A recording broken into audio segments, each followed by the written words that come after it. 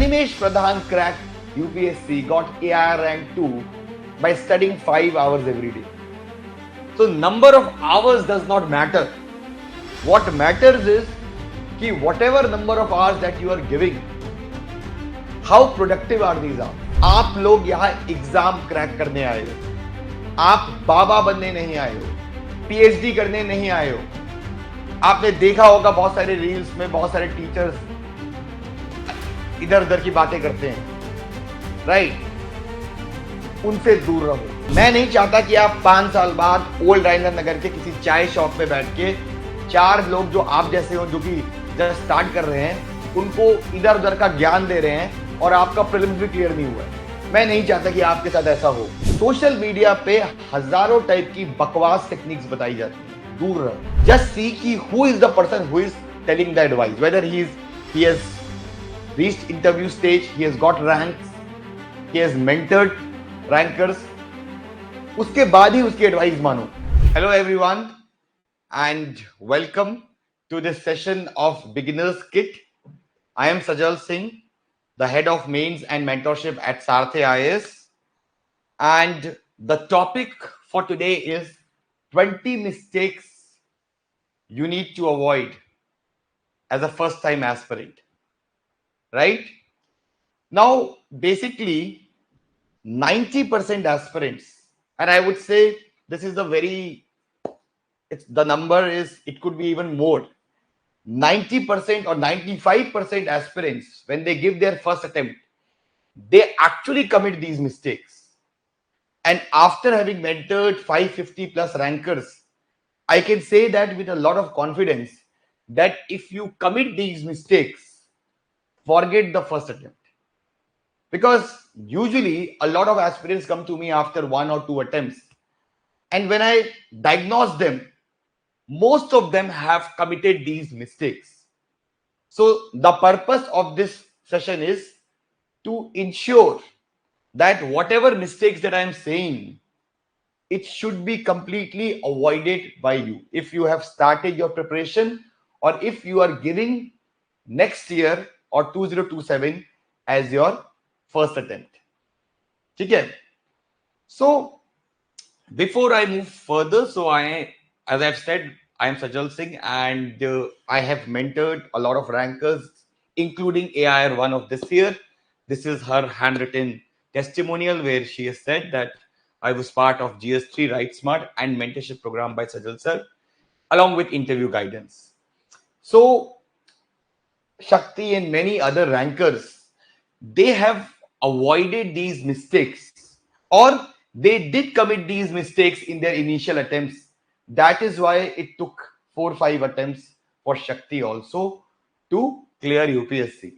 So my advice to you is that try to crack UPSC in the very first attempt, because don't go into this journey ki jahan pe aap 2 saal, 3 saal, 4 saal lage हुए, because every failed attempts takes a toll on your physical health and your mental health. So it's very important that you use the attempt that you have very, very judicially. So if we talk about certain myths associated with this exam, so the biggest myth is that only IIT IIM pass out can crack and top UPSC. Now we have a very good example of Shakti, who was not from IIT and IIM, and we have various examples this year, last year. I mean, Mudit sir is even a bigger example of that. He was from MIT and he cracked UPSC thrice. Right. This year also, many people from LPU, from Sharda University, from very unknown state universities have cracked UPSC. Right. Aditya Pandey, he was from LPU, he cracked UPSC. So there are various people from various small universities who are not even in the top 500 list. They have cracked. Yes, Srishti Deshmukh also, right? Because you have to attend 103rd foundation course. Very good. That should be the spirit. But there is one thing called your aim, and there is another thing that whether you achieve the aim. So if you want to achieve the aim, you have to avoid these mistakes. right? So very important that you can be of any college, any institute. It does not matter. Animesh was also not from IIT and IIM. So ultimately ये भूल जाओ. ये exam, this UPSC exam is a very big equaliser. यहाँ पे आप IIT AIIMS के लोग भी 6-6, 7-7 अटेम्प्ट लगे रहते हैं, उनका नहीं होता है. और नॉर्मल कॉलेजेस से लोग, टायर 3, टायर 4 सिटीज के कॉलेजेस से लोग भी यहाँ पे एग्जाम क्रैक कर जाते हैं. बिकॉज जो सिलेबस है इस एग्जाम का वो क्लास 12th का सिलेबस है. So anybody can cope up with this syllabus. Second, you have to be good in English or you have to be from English medium. देखो, इतनी अंग्रेजी काफी है, इतनी इंग्लिश काफी है कि आप आंसर लिख पाओ without making a lot of grammatical mistake. ठीक है ना? बहुत क्लियर है ये चीज. आपको खाली ये चीज देखनी है कि आप मिनिमम ग्रामेटिकल मिस्टेक्स कमिट करो. इसके अलावा you don't need to know Shakespearean style of English. कोई जरूरत नहीं है इसकी. बेसिक इंग्लिश भी आपको आती है तो आपका हो जाएगा. और अगर आप हिंदी मीडियम से हैं तो भी आपका हो सकता है if you prepare well. Third, you have to be academically stellar throughout. मतलब आप शुरू से टॉपर रहे हो, गोल्ड मेडलिस्ट रहे हो. This is another myth. A lot of people think कि यार टॉपर नहीं है तो फिर यूपीएससी कैसे क्रैक कर सकते हैं. I'll show you this report card of this IAS Avinash Kumar Sharan from Chhattisgarh cadre, and that's his class 10th mark sheet, and he was a second divisioner or a third divisioner in his class 10th. Third divisioner है और देखो third डिविजनर होके IAS crack किया. तो that's what I am saying. 12th level का exam है. जो difficulty level है इस एग्जाम का, it is class 12th level exam. So even if you are not a first divisioner or a second divisioner, you can still crack the exam अगर आप अगले 1 साल, 2 साल, 3 साल strategically prepare कर पाए इस एग्जाम के लिए. Then you must shift to Delhi for your UPSC preparation. मतलब ये सबसे बड़ा मिथ है मेरे को लगता है. अब with platforms like Sarthi IAS and many others, हम सेम लेवल जो हम दिल्ली में बच्चा है, same level of education, same level of preparation we are giving to people. Last year around 100 of my student got rank, and I believe out of them 80% of them were online students. I met them physically for the first time when they gave or when they came to Delhi for the interview round. उससे पहले I was in touch, but I have never met them physically, including Shakti also, right? So it's very important that you have to be, you have to come to Delhi. Myth है, अपने घर पे रहो, घर से prepare करो. You can still, crack the exam if you are using right preparation, if you are using right sources, if you are getting right guidance. It does not matter कि आप दिल्ली के हो, आप और कहीं बैठे हो, you can still crack the exam. ठीक है? You have to be rich for UPSC preparation. देखो अगेन ये एग्जाम अब इतना कुछ फ्री रिसोर्स है, यूट्यूब पे है. ठीक है? So many affordable courses are there, right? You don't need to spend lakhs to crack the exam. With few thousands आप इस एग्जाम को क्रैक कर सकते हो. Because as I have said, अगर आपको दिल्ली आने की जरूरत नहीं है तो आप फ्यू थाउजेंड्स दे के भी ये एग्जाम क्रैक कर सकते हो घर पे रहते. Right? So you need to be determined, you need to be focused. That is required to crack this exam. एक और सबसे बड़ा मिथ कि you have to study 18 hours to crack UPSC. बहुत सारे मिथ्स है. If you see your uncles, your mamas, अरे UPSC की तैयारी करनी है 18 घंटे पढ़ना पड़ेगा. Animesh Pradhan cracked UPSC, got AIR rank 2 by studying 5 hours every day. So number of hours does not matter. What matters is कि whatever number of hours that you are giving, how productive are these hours? And I would say even if you can take out 8 hours और even 5 hours, but you have a clear cut plan. आपको job छोड़ने की भी जरूरत नहीं है। अनिमेश प्रधान की rank 2 I job के साथ, फुल टाइम जॉब के साथ। तो आप अगर 5 आवर्स भी ढंग से निकाल सकते हो प्रोडक्टिव वे में, and if your strategy is good, you can still crack the exam in your first attempt. तो number of hours does not matter. और 18 hours if you read, you will have to go to mental hospital after a few months, because human body cannot take these number of hours for a systematic period of 1 year, 1.5 years, because even if you crack in your first attempt, it will take 2 years, right? Then the major mistakes that you need to avoid in your first attempt, और मैं सबसे पहले, मैंने इसीलिए इसको सबसे पहले ये चीज रखी है, इग्नोरिंग द यूपीएससी सिलेबस। देखो बहुत इंपॉर्टेंट है, आप लोग यहां एग्जाम क्रैक करने आए हो, आप बाबा बनने नहीं आए हो, पीएचडी करने नहीं आए हो। आपने देखा होगा बहुत सारे रील्स में बहुत सारे टीचर्स इधर उधर की बातें करते हैं, राइट? उनसे दूर रहो प्लीज। आपको एग्जाम क्रैक करना है। एग्जाम क्रैक करने के लिए जो जीएस 1, 2, 3, 4 का सिलेबस होता है मेंस का, उसमें जो टॉपिक्स दिए हैं, आपका स्टडी सोर्स भी उतना ही होना चाहिए, बिकॉज वो जो सिलेबस है that's very lengthy, and if you read beyond that, you will not be able to manage time, you will not be able to focus on the syllabus, whatever you are reading। सबसे पहला काम आपको क्या करना है, syllabus को रट लो, एक एक टॉपिक को रट लो। जीएस2 में फेडरलिज्म है, पंचायती राज है, India relationship with our neighbouring countries है, एक एक टॉपिक आपके जबान पे होना चाहिए। whatever you are reading, the first thing that should come to your mind is कि ये सिलेबस के किस पार्ट से लिंक्ड है। अगर आपने ये कर दिया, अगर आपने ये किया है, तो आप 12 घंटे कर लो, 15 घंटे पढ़ लो, आप बहुत ज्ञानी होके बाहर आओगे, लेकिन माफ करिएगा आपका यूपीएससी क्रैक नहीं होगा। और मैं बहुत ब्लंटली बोल रहा हूं ये चीज कि अल्टीमेटली आपको यूपीएससी अगर क्रैक करना है तो आपको सिलेबस ओरिएंटेड प्रिपरेशन करनी होगी। Very clear, very very clear.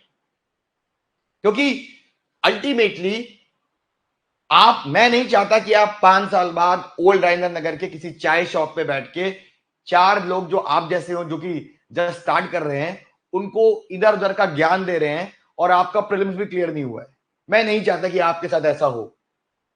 तो syllabus oriented preparation is must. whatever you are reading, just think in your mind कि which part of syllabus it is linked to, and if you think यार ये तो है ही नहीं syllabus में, skip it, ठीक है ना? क्योंकि बहुत कुछ है यहां पढ़ने के लिए। अगर आप सिर्फ ज्ञान के लिए if you will read, this is not the exam for you. You can go for PhD में you can read whatever you want, you don't have to do PhD. The rankers that I have mentored, they have very basic knowledge, they are not genius, they are not PhD holders, but they did this syllabus oriented preparation। ठीक है? तो जो syllabus है उसको आप करो, अपने room में लगाओ, and see it every day. After few days, few weeks, it should be in your mind that this is what UPSC syllabus is all about। Second, very very again important, that's why I've kept it at the top, influenced by social media। पहले और अभी में एक difference आ गया है।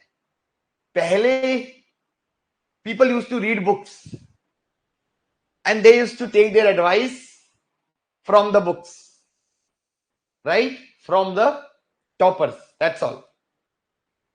abhi we have seen rise of so many social media influencers with zero credibility, and this is a time जब reels का time है।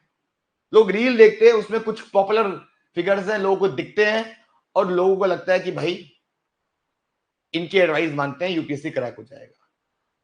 सी, understand this thing, social media पे हजारों टाइप की बकवास टेक्निक्स बताई जाती हैं, दूर रहो. Just see ki who is the person who is telling the advice, whether he has reached interview stage, he has got ranks, he has mentored rankers. उसके बाद ही उसकी एडवाइस मानो. ऐसे नहीं कि कोई भी आया और बोल दिया ये करो और आपने मान लिया. Right? There are various positive social media people and channels, including the channel by Dr. Shivin, which gives you right advice because he has cleared UPSC. He knows how things work. But that cannot be said about various other influencers who are there and who give all this advice of answer writing and all. उनसे बोलो पहले answer लिख के खुद दिखाओ. Right? So please don't get misguided because ये बहुत ज्यादा, मतलब I have seen cases because I run a mentorship program and a lot of the students are people जो एक दो अटेम्प्ट के बाद आते हैं मेरे पास, और उनमें से 70-80% केसेस इसलिए खराब होते हैं because they have followed some random social media influencer for UPSC, followed the advice and wasted their 1 or 2 attempts. So very important that you should not be influenced by social media. Third and very important, following too many strategies. See, understand this thing. जब भी आप कोई task करते हो, right, या ऐसे सोचो, let's say आपको दिल्ली से लखनऊ जाना है, तो आप एक अपना पार्ट डिसाइड करते हो कि मैं यहां से यमुना एक्सप्रेस वे लूंगा और आगे फिर मैं लखनऊ एक्सप्रेस वे लूंगा. ठीक है? And when you decide the path, you stick to that path. ठीक है?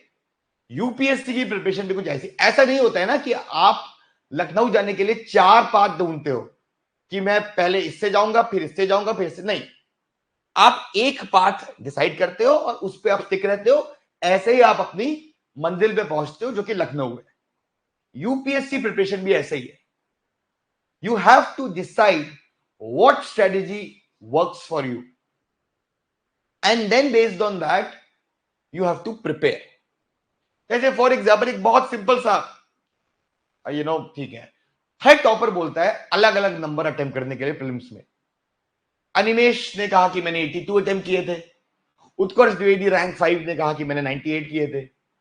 अब आप के पास 2 स्ट्रेटजीज हैं और आपको लगता है यार 98 करूं कि 82 करूं. आप अपने आप डिसाइड करोगे कि विच strategy, how many questions you are attempting in prelims in the mock test which is giving you the maximum marks, and that strategy will be your strategy. Right? So please, there are so many topper talks available on the YouTube और हर topper आपको कुछ अलग चीज बताएगा. आपको वो चीज सुननी है और फिर ये देखना है कि इन स्ट्रेटजीज में से which strategy will work for me. ठीक है ना? So please don't do that. Fourth, lack of personalized strategy. ये भी इससे लिंक्ड है. आपकी स्ट्रेटजी आपके हिसाब से होनी चाहिए. ठीक है? I can say very, very frankly that the rankers that I've mentored, most of them have different strategy. सबकी अलग अलग थी. कोई डायग्राम बना रहा था, कोई नहीं बना रहा था. कोई प्रीलिम्स में 100 क्वेश्चन सॉल्व करता था, कोई 80 करता था. ठीक है? कोई डायग्राम बना रहा था, कोई नहीं बना रहा था. कोई कोट्स लिख रहा था, कोई नहीं लिख रहा था. कोई दिन में पढ़ाई कर रहा था, कोई रात में कर रहा था. Everyone had a different strategy, unique strategy. और यही इस एग्जाम की ब्यूटी है कि आपको अपनी unique personalised strategy chalk out करनी है जो आपके हिसाब से वर्क करे. ठीक है? Very important. This is something that will take your 1 attempt, 2 attempt, 3 attempt. देखो, understand this thing. इस एग्जाम में आप बहुत कुछ पढ़ते हो. History, polity, economics, geography, ethics, science, environment. Right? अब आप सब चीज पढ़ रहे हो. आपको कैसे पता चलेगा कि whatever you are reading वो आपके दिमाग में कितना है? आपको कैसे पता लगेगा कि whatever you are reading, whether you are reading exam centric और not, how will you know? thirdly, whatever you are reading वो आपके दिमाग में रहेगा कि नहीं रहेगा और कितने दिन तक रहेगा, ये आपको मॉक टेस्ट से पता लगता है। चौथी चीज, आपकी वीकनेस, आपकी वीकनेस, आपकी स्ट्रेंथ और आपकी वीकनेस, स्ट्रेंथ, वीकनेस, ठीक है, revision, exam centric preparation,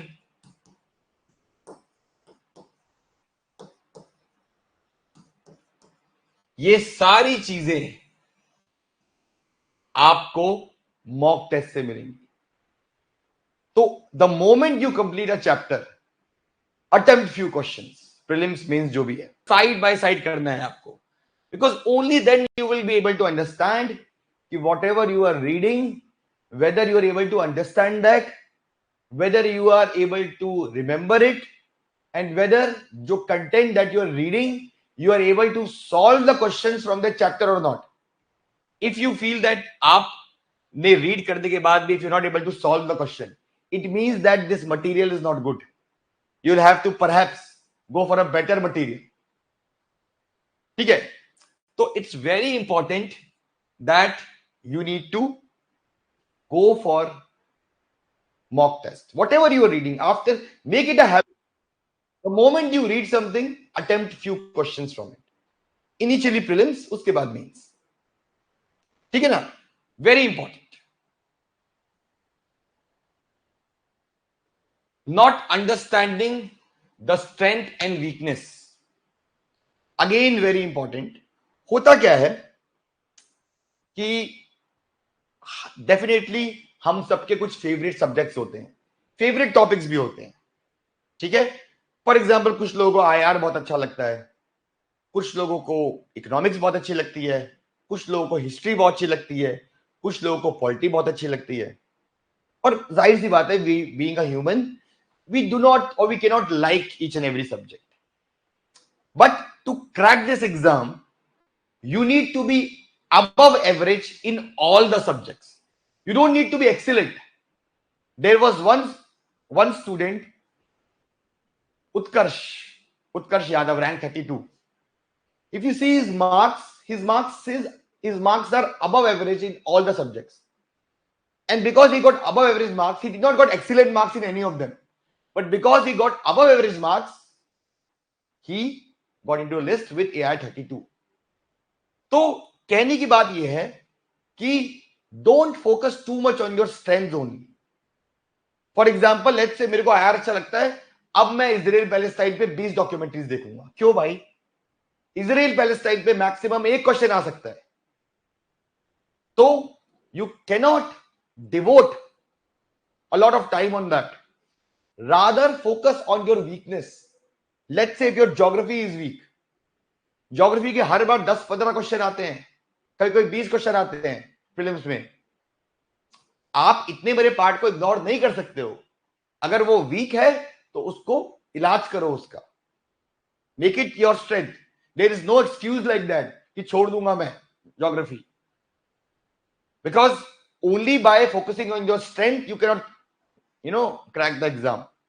I can still remember when I was in my college and I had one cousin who was very good in history, and whenever I used to go to his place, he used to tell me so many historical tales, and he was preparing for UPSC for last 4, 5, 6 years. And I used to always feel, यार ये कैसे हो रहा है? ये आदमी तो ज्ञानी क्या, मतलब ये तो बिल्कुल ही एक्सट्रीम लेवल पे ज्ञान है। Despite that he is not able to clear prelims, what is happening? And then when I interacted more and when I started my preparation myself, I got to know that his only interest is in history. His history is really good, but only by history you cannot crack the exam, because it is just one very small part of your UPSC prelims and mains level, right? So please, जैसा मैंने कहा कि above average, अगर आप excellent हो तो बहुत अच्छा है, but you need to try to be above average in each and every subject. अगर आप अबव एवरेज हो गए तो आप एग्जाम क्रैक कर रहे हो. Ignoring CSAT paper. This year many IPS IRS already selected people जिन्होंने रैंक इंप्रूवमेंट के लिए एग्जाम दिया था, प्रीलिम्स में फेल हो गया. क्यों? सीसैट पेपर की वजह से. सीसैट पेपर टफ होता जा रहा है over the years, and you need to start preparing for CSAT from now itself. अगर आप 26 में कर रहे हो, 27 में कर रहे हो, तो आप अगले साल से स्टार्ट कर सकते हो, बट कम से कम 10 महीने पहले सीसैट स्टार्ट करो, बिकॉज द क्वेश्चंस, मैथ्स के क्वेश्चन, इंग्लिश के क्वेश्चन टफ होते जा रहे हैं. And you can not think कि बस 1 महीने पढ़ेंगे हो जाएगा. नहीं, इतने केसेस है मेरे पास जिन्होंने पेपर 1 प्रीलिम्स का क्लियर कर लिया, लेकिन सीसैट की वजह से फेल हो रहे हैं. तो सीसैट को इग्नोर नहीं करना है. ये एक एप्टीट्यूड टेस्ट होता है जो कि प्रीलिम्स में आपको सिर्फ क्वालिफाई करना होता है. 66 मार्क्स बस. लेकिन 66 मार्क्स भी लोगों के नहीं आते हैं, क्योंकि पेपर टफ आने लगा है. स्पेशली अगर आप नॉन इंजीनियरिंग बैकग्राउंड से हैं, नॉन मैथ्स बैकग्राउंड से हैं, तो आपके लिए और टफ हो सकता है, right? Then inconsistent revision. See, understand this thing. Whatever you are reading, you will forget in 1 month. And this is my guarantee to you. If you do not do regular revisions, आपको कम से कम 4 बार revise करना है हर एक subject को before the prelims exam. अगर आपको लगता है कि आप उसको याद कर पाओगे एग्जाम में, 4 times you have to revise.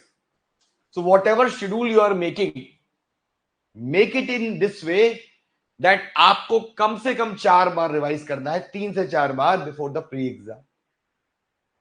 Regular intervals पे रिवाइज करना है. अब रिवाइज कैसे कर सकते हैं? रिवाइज करने के लिए there are multiple ways. One is you make short notes.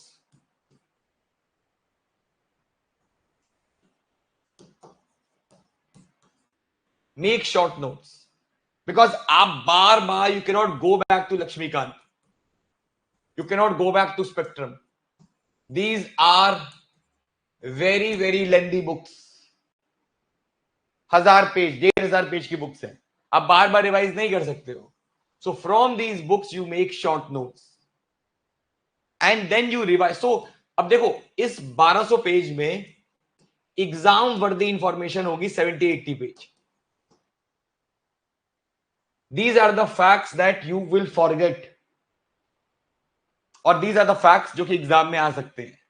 तो एटलीस्ट इस 1200 पेज को आपको 70-80 प्लेसेस तक लेके आना है. And these short notes you can revise again and again. ठीक है? These notes you can revise again and again. ठीक है? इसके अलावा टेस्टिंग.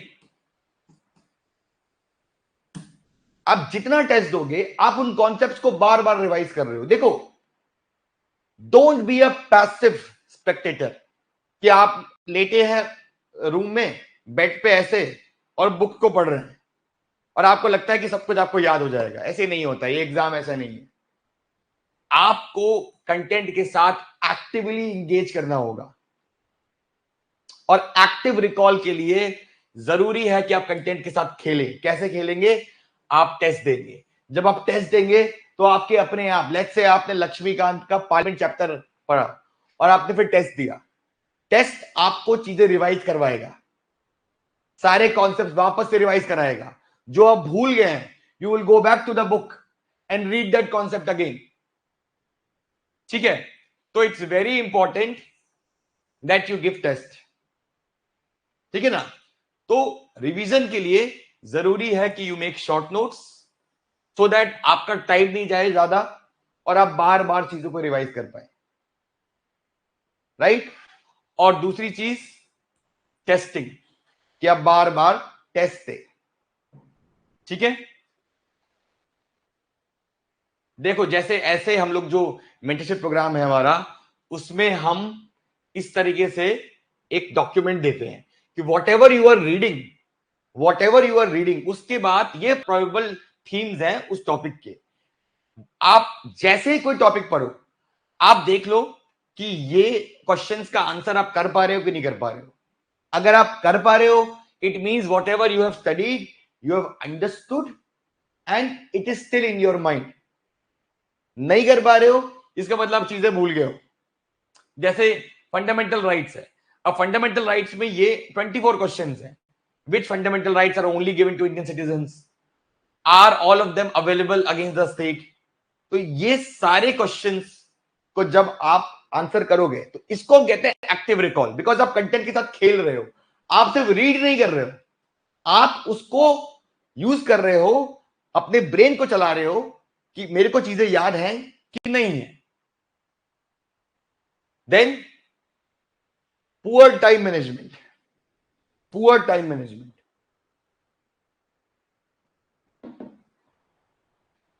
तो ये मेजर लोगों की प्रॉब्लम है। जब मैंने कहा ना 18 आवर्स 16 आवर्स, this is problem by 90% people. क्योंकि होता क्या है कि आप 12 घंटे पढ़ रहे हो, you are reading 12 hours, but let's say you are reading randomly without any plan, or let's say you are devoting 4 hours to current affairs,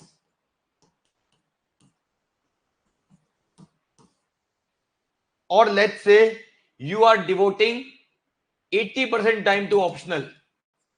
All these are examples of poor time management, because सिर्फ optional से आपकी rank नहीं आएगी, सिर्फ current affair से आपकी rank नहीं आएगी, right? So when you make your daily plan, आपको ऐसा प्लान बनाना है कि आप सारे कंपोनेंट्स ऑफ प्रिपरेशन उस प्लान में डाल पाओ, and whatever number of hours you are devoting every day, it should be balanced. It should have a component of current affairs, GS, optional, and answer writing and testing, right? देखो, time management में एक सबसे major चीज क्या होती है कि आप जैसे for example let's say, and this is something which will work for you, आप अगर सुबह 5 बजे उठ जाओ, 5 to 9 if you can read, or 5:30 to 9 you can read, that's the best plan you can make, because आप नाश्ते के time तक 3.5 घंटा पढ़ चुके हो। So now in the whole, let's say you plan to read 8 hours every day, पूरे दिन में आपको सिर्फ 4.5 घंटे और पढ़ने हैं, right? But when you start late, आप शुरू ही कर रहे हो 12 बजे से, तो कुछ ना कुछ डिस्ट्रैक्शंस आते रहेंगे आपके पास। 5 बजे आपको डिस्टर्ब करने वाला कोई नहीं मिलेगा। और इसमें एक चीज मैं और बोलता हूं कि बहुत सारे लोग हैं यहाँ पे जो सोचेंगे हम रात में पढ़ेंगे, रात भर पढ़ेंगे, सुबह सोएंगे। Never go for this kind of a plan, because ये एग्जाम कोई 10 दिन का आपका कॉलेज का एग्जाम नहीं है। This exam takes time. जैसा मैंने कहा कि अगर आप पहले अटेम्प्ट में भी क्रैक करेंगे तो भी ये पूरी साइकिल 2 साल की है। 2 साल तक आप नेचुरल साइकिल को ब्रेक नहीं कर सकते। नेचुरल साइकिल क्या है? नेचुरल साइकिल है आपकी कि आप रात में सोते हो।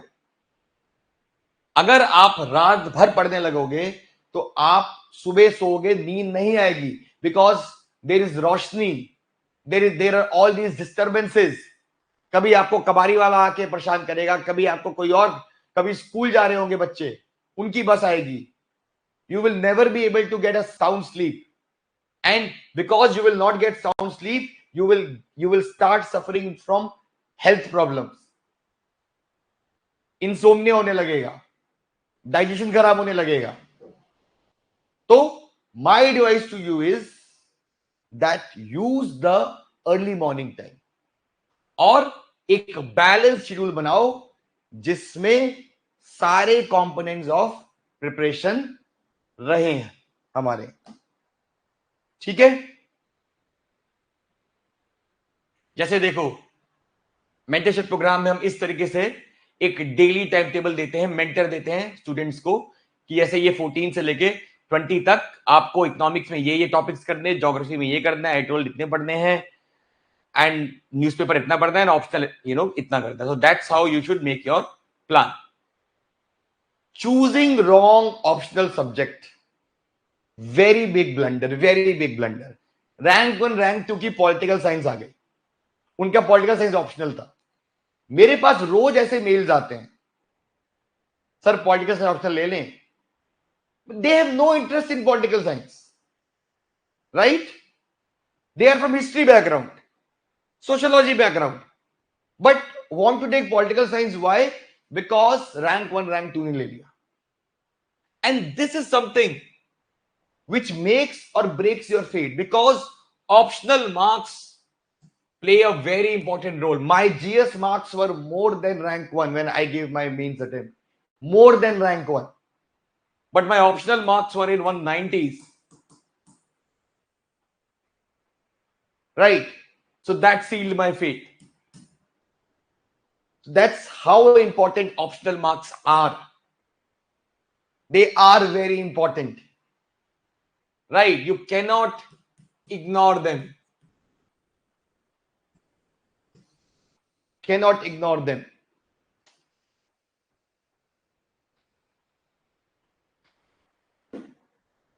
So how do you select the optional? It should be based on multiple criteria. Pehla criteria, and the most important, interest. Whether you are interested in that optional or not, because optional की तैयारी GS की तरह नहीं होती है. You have to quote theories, you have to quote political scientists, sociologists. So you need to have great interest in that subject, right? जो भी आप चूज करने वाले हो, please, let's say you want to choose between political science, sociology and philosophy. Read that subject for a week or at least 10 days and see कि कौन सा subject आपको naturally इंटरेस्ट कर रहा है. क्योंकि जब उसको रीड कर रहे हो, you are generating that kind of interest, and उस सब्जेक्ट पे जाओ, उसको लो ऑप्शनल. इंटरेस्ट सबसे बड़ा criteria. Second, length. How lengthy the subject is, whether it is very lengthy, whether it can be done in few months. Third, alignment with GS paper.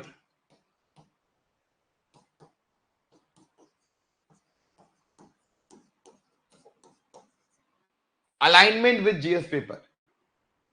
The subject should be aligned with the GS paper, right? It should be like that कि let's say political science है, पूरा GS2 खत्म, sociology है, philosophy है, helps you in ethics, helps you in GS1, helps you in essays, right? So if it's aligned with your GS papers, definitely it's a good consideration. Fourth, science versus humanities. See, science optionals are high scoring, but you can go other way around also. History में आपके 150 number आना बहुत मुश्किल है. Usually you will stay around 210, 220, even if you write an average paper. But maths, maths हो गया, electrical engineering हो गया, these papers, civil engineering हो गया, physics हो गया, these paper you can score above 300 also, and you can score 130 also, 120 also, 90 also. So just think कि आप कितने अच्छे हो साइंस ऑप्शनल में. अगर आपको लगता है कि yes, you have a natural command on that subject, go for it. Forget everything, alignment and all that. Because if you are scoring 340, 330 marks in optional, even if you score average marks in GS, you will still sail through. You will still sail through, right? So please वही subject लो जो इन criterias को fulfil कर रहे हैं. कोई subject high scoring low scoring नहीं होता है. हर ऑप्शनल में कुछ लोगों की ये साइंस और आर्ट्स में फर्क है. Science optionals are more high scoring, but if we talk about humanities optional, there is nothing like that. There is nothing like that. ठीक है. Then following too many resources. This is something that you need to avoid at any cost, because when you go to ORN, book shop पे जाओगे 50 अच्छे material आपको दिख जाएंगे, but telling you from the experience of my self and 550 plus rankers that I have mentored, जितने rankers है ना, they have followed this strategy कि उन्होंने मिनिमम रिसोर्स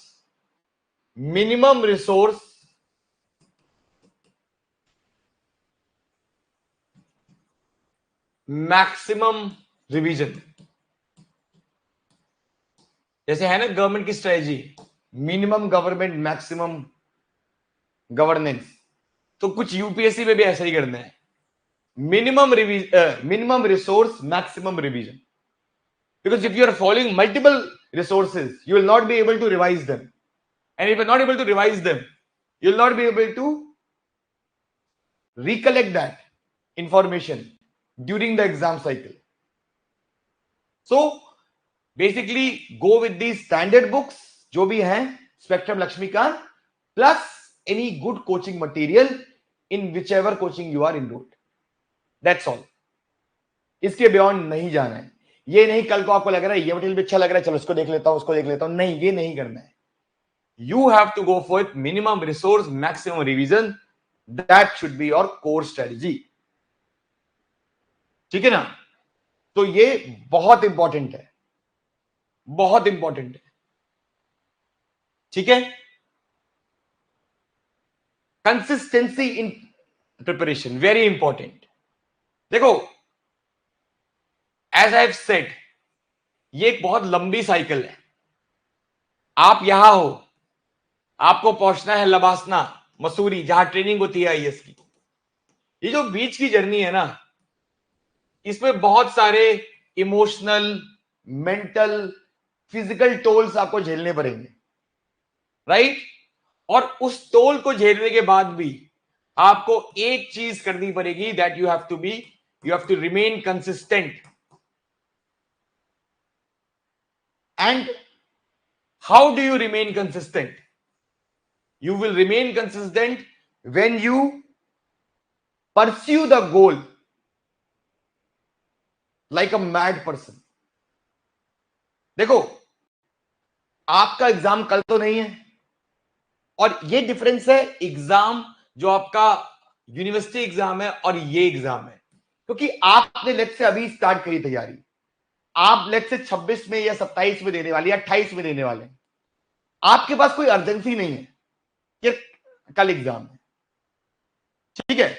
बिकॉज कोई अर्जेंसी नहीं है, तो there is a great chance कि आप इनकंसिस्टेंट हो सकते हो,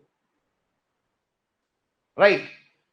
तो बहुत जरूरी है कि आप कोई एक अकाउंटेबिलिटी मैकेनिज्म बनाओ, कोई भी हो आपके घर में, it could be your elder brother, your parents और योर मेंटर, और उसको आप बताओ कि मेरा ये टारगेट है।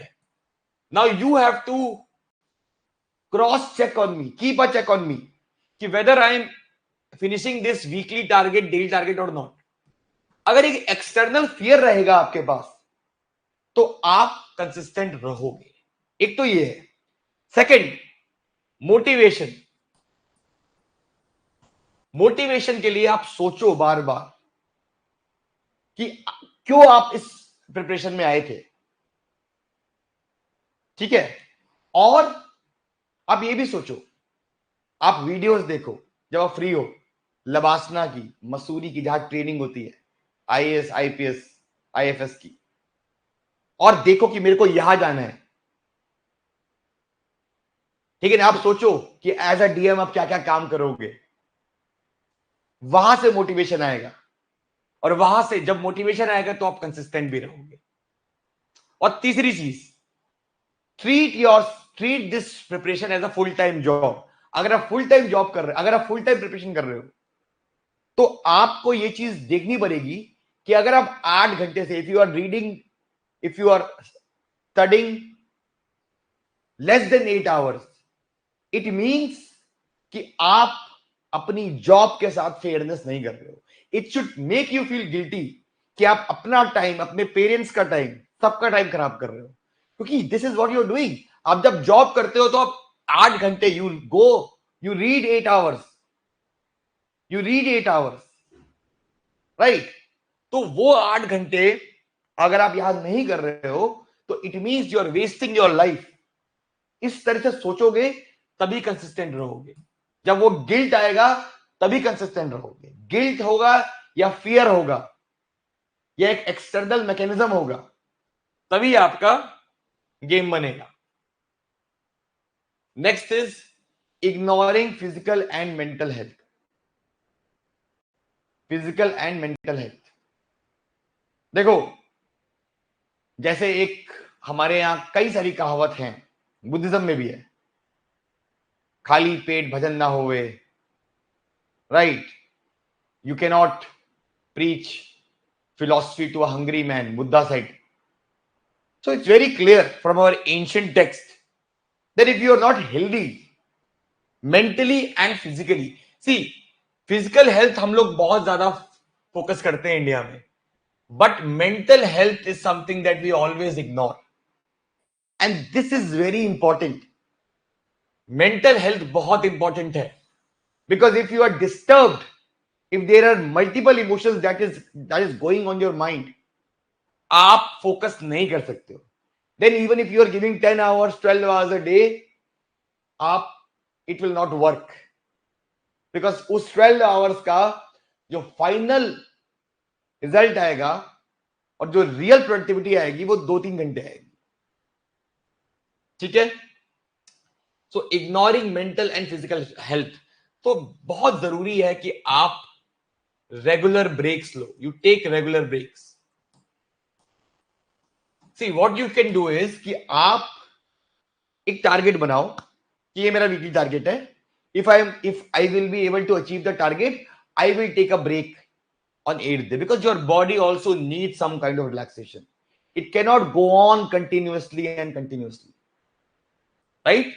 So you need regular breaks. You need regular breaks. That's something which is very very very important. ठीक है? देन इम्प्रैक्टिकल टारगेट्स, देखो ये ऐसी चीज है जो हर फर्स्ट टाइम एस्पिरेंट करता है। 16 घंटे का टारगेट बना लिया, 14 घंटे का बना लिया। भाई देखो, मैंने स्टार्टिंग में बोला ये चीज कि 2 years तक you can not implement a 14 hour schedule, maximum is 10 hours a day. And secondly, the target should be weekly, neither monthly nor daily. You should have a weekly target कि this is what I'll complete in a week. अगर आपका weekly target रहेगा तो उससे एक और फायदा है कि लेट्स से वेडनेसडे हो गया और आपका सिर्फ 20% टारगेट हुआ है, so next 4 days you will overstretch yourself, you will read double, because you will have the motivation कि मेरा 80% रह गया है and I need to complete it by Sunday. So that will give you this push कि मेरे को हाँ और मेहनत करनी है। बट आपका टारगेट ही नहीं है, अगर कोई ऐसे ही कर हो जाएगा जब होना होगा, तो फिर वो डिले होगा ही, और वो डिले जो आपका अभी से शुरू होगा ना, वो बैकलॉग चलता रहेगा एंड तक। तो have a proper target which is practical and which is what we call, जो बुद्ध ने कहा था मध्यम मार्ग, ना ही बहुत ही इजी ना ही बहुत ही tough. Initially you can start with 4 hours 5 hours a day and gradually increase करते हुए इसको 8 to 10 hours पे लेके जाओ। ठीक है? Next is impractical expectations from one self. देखो, अंडरस्टैंड दिस थिंग दैट जो रैंक 1 है ना इस बार की, या लास्ट टाइम के जो रैंक 2 था, दोनों की कॉपीज मैंने देखी हैं, और दोनों की कॉपीज इनिशियली ऐसी नहीं थी। ठीक है? तो हर कोई बॉर्न नहीं होता है रैंक 1 बन के। जब कोई रैंक 1 बना है ना, तो वो ग्रेजुअली इंप्रूव हुआ है। होता क्या है कि हम लोग ने कोई आंसर लिखा, और आंसर लिखने के बाद हम अपनी आंसर कंपेयर करते हैं रैंक 1, रैंक 2, रैंक 3 के साथ. It is not possible. It is not possible. Why? Because rank 1, rank 2 ये सब ग्रेजुअली इंप्रूव हुए हैं. आदित्य पांडे रैंक 48 के एथिक्स के पहले टेस्ट में 33 मार्क्स आए थे और यूपीएससी में 138 आए. तो वो 33 से 148, अगर वो जब उसके 33 मार्क्स आए थे, अगर वो उस समय ये बोल देता कि भाई मेरे से नहीं होगा ये एग्जाम, मेरे आंसर्स तो बहुत बहुत बेकार है, तो वो आईएएस नहीं बनता. Right? He understood that at this moment I have just started and I have to gradually move towards the topper level. और आप ग्रेजुअली मूव करोगे. अब ग्रेजुअली मूव करोगे. आप यहां से अगर जयपुर जाते हो तो एक बार में नहीं पहुंच जाते हो ना, ग्रेजुअली पहुंचते हो ना. तो यही चीज यहां भी होती है कि आप ग्रेजुअली मूव करोगे. आप पहले टेस्ट में बहुत खराब आंसर लिखोगे, पहले मॉक में प्रीलिम्स के बहुत कम नंबर पाओगे, लेकिन ये नेचुरल प्रोसेस है. आप टेस्ट क्यों दे रहे हो? आप लिख क्यों रहे हो? कि मेरे को स्टार्ट करना है. आप रैंक 1 जैसे आंसर सीधे मेंस में जाके नहीं लिखोगे ना, आपको वो प्रोसेस स्टार्ट करना पड़ेगा. तो initially don't set any expectations from you. Just follow the process, enjoy the process. That's what you need to do. ठीक है? Then not enjoying the UPSC journey सबसे खराब चीज है. अगर आप किसी के प्रेशर में ये एग्जाम दे रहे हो, मम्मी का, पापा का, भाई का, तो आप इस एग्जाम से विड्रॉ कर लो. Because if you are not enjoying the UPSC, देखो आपको कितना कुछ सीखने को मिलेगा. आप एक साल बाद एक अवेयर सिटीजन बन के बाहर आओगे. आपको हिस्ट्री भी पता होगी, इकोनॉमिक्स भी पता होगी, ज्योग्राफी भी पता होगी, साइंस भी पता होगी, सोसाइटी भी पता होगी, आईआर भी पता होगी. आप किसी से किसी भी मुद्दे पे बात कर सकते हो. तो जब आप एग्जाम में प्रिपेयर कर रहे हो, इंजॉय द प्रोसेस. कितना कुछ सीखने को मिलेगा, कितना कुछ नया पढ़ने को मिलेगा. और आपको लगेगा यार I was 23, 24, I was not aware about these things. So when you will start enjoying the process, then you will be able to, or you will remain consistent, you will remain focused, and you will do the hard work. ठीक है? Very important. Ignoring answer writing. Answer writing is a key. इस exam में और कोई सत्य नहीं है, सिर्फ यही सत्य है. इसी से आपको नौकरी मिलेगी, क्योंकि प्रीलिम्स एग्जाम क्वालिफाइंग है. इंटरव्यू एग्जाम का वेटेज 275 मार्क्स है, 1750 मार्क्स का मेंस है. और मेंस में आपको लिखना है, और वो भी आपको 8 मिनट में लिखना है एक answer. 8 minute. Can you imagine? Only 8 minutes. 8 minutes में आपको इंट्रोडक्शन भी लिखना है, मेन बॉडी भी लिखनी है, कंक्लूजन भी लिखना है, और एक्स फैक्टर भी ऐड करना है अपने आंसर में. बहुत नॉलेजेबल लोग ये एग्जाम क्लियर नहीं कर पाते हैं, क्योंकि वो उनके पास एक्स्ट्रा नॉलेज होती है, बस उस नॉलेज को वो रेप्लिकेट नहीं कर पाते हैं 8 मिनट्स में. क्या आपको लगता है शक्ति से ज्यादा नॉलेजेबल लोग नहीं होंगे एस्पिरेंट्स में? होंगे, बिल्कुल होंगे. But Shakti was able to replicate whatever knowledge she had in a best possible manner in 8 minutes. और वो कैसे हुआ? क्योंकि she did answer writing practice. That's what you need to do. Answer writing practice is the key. और वो आपको starting से करनी पड़ेगी, एटलीस्ट कुछ महीनों बाद से, जब आपने एक बार एनसीईआरटी पढ़ी. क्योंकि ये स्किल्स प्रीलिम्स और मेंस के बीच डेवलप नहीं होती है. ये स्किल्स अभी डेवलप होती है, अभी डेवलप होगी. राइट? क्योंकि टाइम लगता है आंसर राइटिंग में इंप्रूव करने में. Takes time. It's something, it is not something which will just happen in any ways. It will take time. और बहुत अच्छे अच्छे आंसर लिख रहे हैं. देखो इस टाइप के आंसर लोग लिख रहे हैं, बहुत अच्छे अच्छे आंसर्स लिख रहे हैं. मतलब अब विथ एआई का यूज होके, with so much free content available, लोगों ने अपने आंसर्स बहुत इंप्रूव कर दिए. तो हमें उस लेवल तक पहुंचना पड़ेगा and it will take time. It's a gradual process. It's a gradual process. Ignoring note making सबसे बड़ी मिस्टेक. आपको अपने नोट्स बनाने हैं, क्योंकि जो आप नोट्स बनाते हो वो आपके यूनिक नोट्स होते हैं. बाकी सब रेफरेंस मटेरियल होता है जिसको आप यूज कर सकते हो. बट जो ये आपके अपने नोट्स हैं, ये सबसे इंपॉर्टेंट है प्रीलिम्स के लिए, मेंस के लिए. देखो, एक एक पेज पे लोगों ने पूरे नोट्स बना दिए इंडियन डायस्पोरा के, एक एक पेज पे. और जितने भी टॉपर्स हैं उन सबने नोट्स बहुत अच्छे बना रखे थे. किसी टॉपर ने, आप देखोगे नोट्स उसके खराब नहीं है. नोट्स मेकिंग जो है ना, आपका सबसे बड़ा हथियार है. अगर यूपीएससी एक बैटलफील्ड है तो नोट्स आपका सबसे मेजर हथियार है. और उस हथियार को आपको जितना अच्छा आपका हथियार को आप शार्पन करोगे, उतना अच्छा आपका रिजल्ट जाएगा. रिजल्ट क्या है आपका? UPSC preparation, UPSC success. ठीक है. अगर आपका हथियार ही कमजोर है, वीक है, इंफीरियर है, तो आप उस जंग में हारोगे जिस जंग का नाम है यूपीएससी.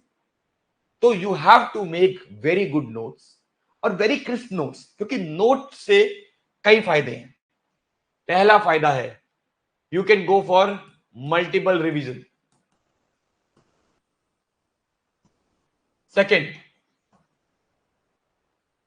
अंडरस्टैंडिंग के लिए, बिकॉज आप जब अपनी लैंग्वेज में नोट्स बना रहे हो तो आप उसको अंडरस्टैंड कर रहे हो, अपनी तरीके से लिख रहे हो, अपनी लैंग्वेज में लिख रहे हो.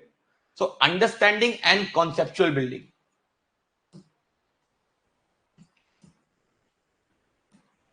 Third, answer writing, because when you make notes for your mains you include all those x factor that you will use in your answers. उसके लिए आंसर राइटिंग बहुत जरूरी है और आंसर राइटिंग के लिए नोट्स बहुत जरूरी है. Without good notes you can not do good answer writing. ठीक है. So these are the mistakes you need to avoid. अब basically what qualities you need to inculcate to be a civil servant. सबसे पहले finish what you start. ऐसा नहीं होना चाहिए कि आपने आधी पॉलिटी पढ़ ली और उसके बाद आपने कहा भाई मेरा तो मन बोर हो गया, लेट्स अब मैं चाहता हूं ज्योग्राफी. नहीं. If you have started with polity, finish it, then move to the next subject. बहुत क्लियर है. Be curious, always open to learn. See, I have a lot of students this year who are giving the exam to improve their rank. They are already in IPS, IRS. Despite in service, they are very curious to learn, to improve themselves. और यही होना चाहिए. One thing good about Shakti was she was always curious and she was never shy of asking the doubts, चाहे वो कितना भी silly हो. So very important. Then not being too emotional with preparation. Not being too emotional with preparation means that this is just the exam. This is just the exam.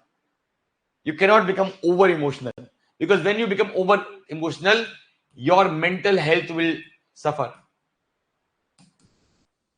Your mental health will suffer. And this is not what we want. Right? Because your mental health will suffer, you will lose productivity.